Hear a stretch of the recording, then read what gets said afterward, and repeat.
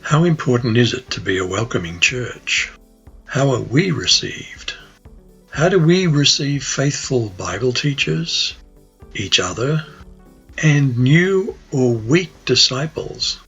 Let's look at the importance of hospitality in Matthew 10, verses 40 to 42.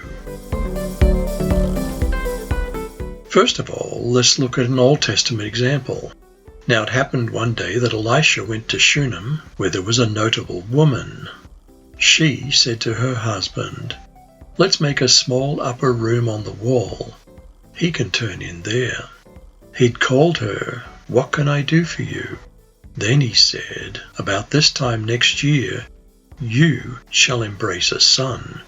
And the woman conceived and bore a son. This is a wonderful story of hospitality.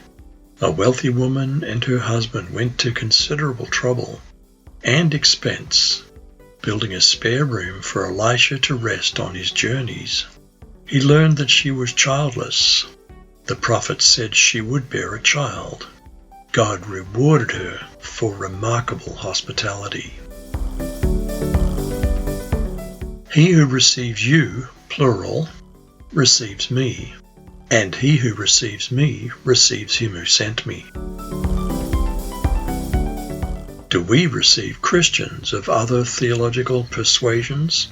If Calvinists, Arminians, Catholics, Protestants, and Orthodox also receive Jesus, do we receive them?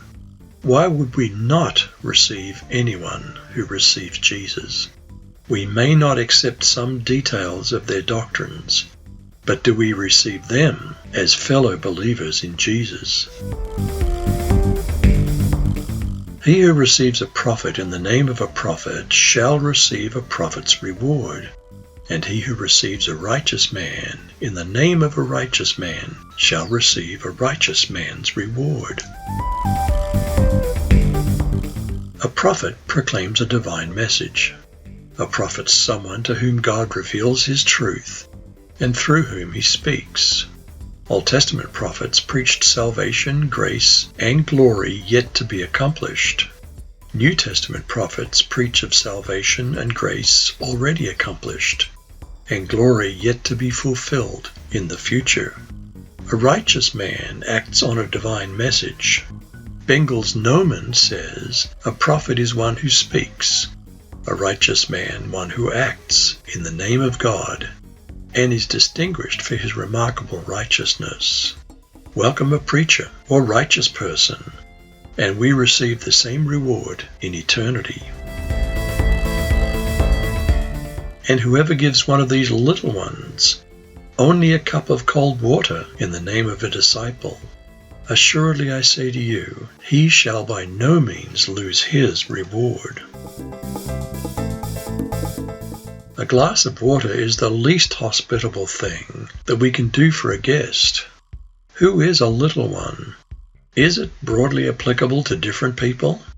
It seems they are a disciple.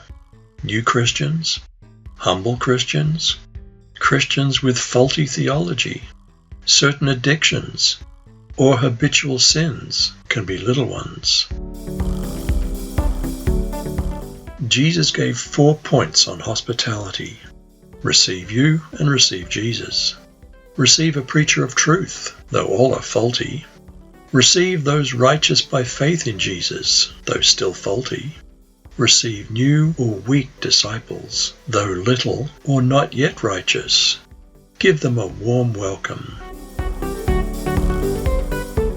In this context, Jesus was not speaking about hospitality towards false prophets or other unrepentant troublemakers.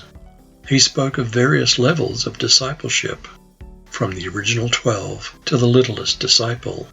Let's be thankful for those who receive us. Let's welcome faithful preachers of truth, the righteous and little ones.